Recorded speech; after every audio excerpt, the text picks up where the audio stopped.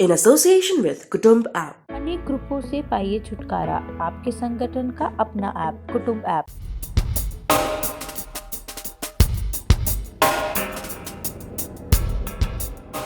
नमस्कार, जय हिंद। भारत तक देख रहे हैं आप और मैं हूं ऋषिराज। बात करेंगे अरुणाचल प्रदेश में हुए चीनी सेना द्वारा किए गए दुस्साहस की। अरुणाचल प्रदेश से चीनी सेना ने जिस किशोर को अगवा किया था, जिस युवा लड़के को अगवा किया था, वो अपने घर तो वापस आ गया। घर लौटने पर पूर्व स्थानीय प्रशासन जो है और पंचायत के नेताओं ने उसका स्वागत किया, जोरदार स्वागत किया। लेकिन अब मिराम जो हैं, उनके पिता ने जिस तरह की बातें कही हैं वो काफी सनसनीखेज है, जिसे पूरे भारत को और पूरी दुनिया को जानना चाहिए। तो भारत तक आपको बताने जा रहा है।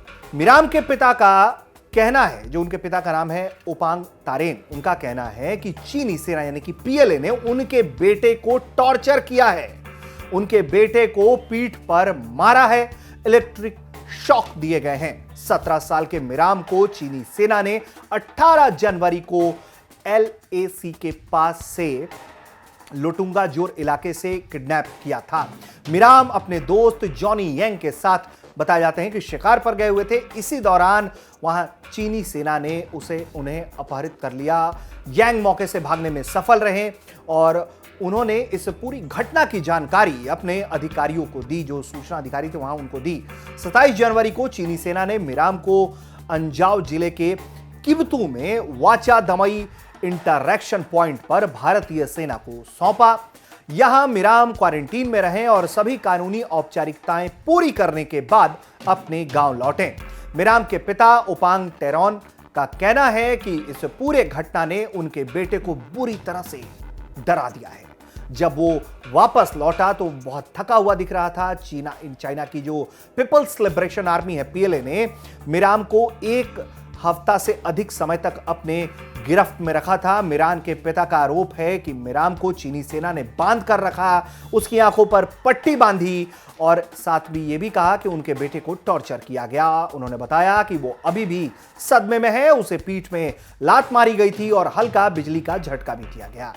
अधिकतर समय उसकी आंखों पर पट्टी बांध कर रखा गया, उसके हाथ भी बांधे रखे गए थे। वो उसका हाथ तभी खोलते थे जब उसे खाना खाना होता था या फिर वो शौच के लिए जाता था। अरुणाचल के पूर्व इलाके से, निर्वाचन क्षेत्र से बीजेपी के सांसद जो है वो तापिर गांव, उन्होंने इस पूरे घटना की जानकारी देश को सबसे पहले दी थी ट्वीट के जरिए और बताया था कि चाइना के पीएलए ने इनका किडनैप कर लिया है। अब इस घटना के बारे में जब जानकारी सामने आई कि उनको टॉर्चर किया गया है, तब भी उन्होंने ये मांग की है कि चीन के द्वारा जिस तरीके से हरकत की गई है उस पर आपत्ति दर्ज कराई जानी चाहिए, क्योंकि ये एक उचित व्यवहार नहीं है।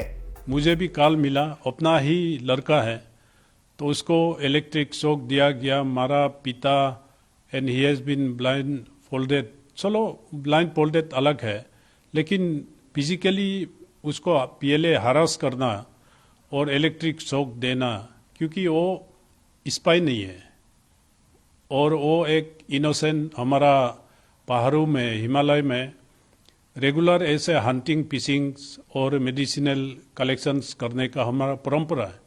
उस परंपरा में पीएलए हमारा टेरिटरी में आके और मिराम तारोन को पकड़ना और उसको टॉर्चर करना, इट वायलेट इंटरनेशनल लॉ।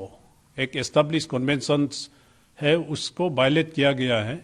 तो इसलिए मैं गवर्नमेंट ऑफ इंडिया से, द कंसर्न अथॉरिटी से यही रिक्वेस्ट करूंगा कि इस चीज़ को आप टेकअप कीजिए, क्योंकि मुझे पता है उसी एरिया में जोरगिंग बोल के एक जगह है, उसी टूटिंग एरिया में आज तक हम 7 पीएलए, 4 पीएलए, एक लेडी एंड एक जेंट्स और एक हंटर को हम इंडिया ने पकड़ा है, पब्लिक ने इन लोग को पकड़ा, लेकिन they have not been torture by Indian army, police, and इन लोग को उसी जगह से विथ साउंड हेल्थ वापस कर दिया।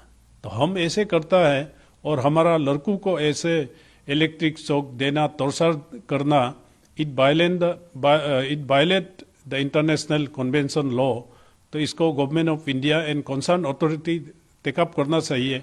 सितंबर 2020 में भी चीनी सेना ने अरुणाचल प्रदेश के सुबनसिरी जिले के 5 लड़कों को किडनैप किया था।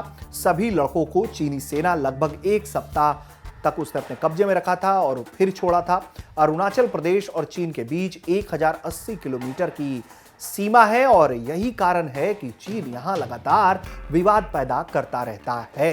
वो वहां के युवाओं को किडनैप करता है और फिर वो कहता है कि ये हमारे इलाके में चले आए थे। तो ये एक तरीके से चाइना जो है एक रणनीतिक तौर पर इसे एक हथियार के तौर पे इस्तेमाल करता रहता है, इस तरह की स्ट्रैटेजीज को।